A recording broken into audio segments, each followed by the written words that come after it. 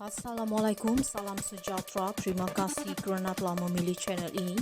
Jangan lupa tekan butang like, komen, subscribe dan share untuk PM ingatkan jahil, dangkal ilmu, mudahkan diri dihasut. Kejahilan atau kedangkalan ilmu terutama dalam kalangan generasi muda memungkinkan mereka dihasut dengan mudah oleh pihak-pihak tertentu, kata Perdana Menteri Datuk Seri Anwar Ibrahim. Beliau berkata dengan ilmu yang terhad, individu akan menerima apa saja pandangan dibawa oleh pihak-pihak tertentu seterusnya terperangkap dalam pemikiran jemut. Bila ilmu kita sedikit, orang kata kalau kita tidak buat ini, masuk neraka, kita pun tanya betul ke? Kerana ilmu kita terlalu dangkal, mahu menyoal tambah tak berani.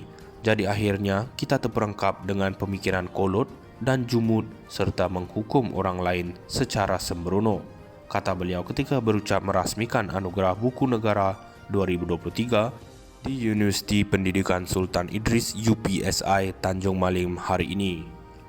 Turut hadir Menteri Besar Perak Datuk Seri Sarani Mohamad, Menteri Pendidikan Tinggi Datuk Seri Zamri Abdul Kadir dan Pengerusi Lembaga Pengelola Yayasan Pembangunan Buku Negara Tan Sri Profesor Abdul Latif Abu Bakar. Beliau berucap di hadapan kira-kira 5,000 mahasiswa UPSI yang turut menghadiri majlis tersebut. Anwar berkata justru untuk menambah ilmu pengetahuan terutama dalam kalangan mahasiswa dan generasi muda, mereka harus menyemai tabiat membaca buku-buku bagi meningkatkan dan menguasai ilmu termasuk perkembangan ilmu baru. Baliklah dengan pesanan ini, budaya kita budaya Melayu, itu sendiri tamadun kita hanya berkembang dengan kekuatan ilmu. Mahu maju, mahu jadikan negara ini negara madani, tingkatkan ilmu, bersaing dengan negara lain dengan semangat membaca untuk menambah ilmu Malaysia akan berubah wajah sebagai negara hebat.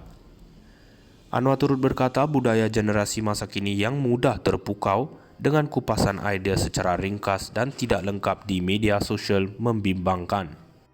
Beliau berkata sesuatu idea atau isu seperti ekonomi, dasar-dasar negara, idealisme, perjuangan perlu dikupas secara mendalam dan memerlukan banyak pandangan kompleks untuk dirumuskan mengambil kira konsep al-kuliah.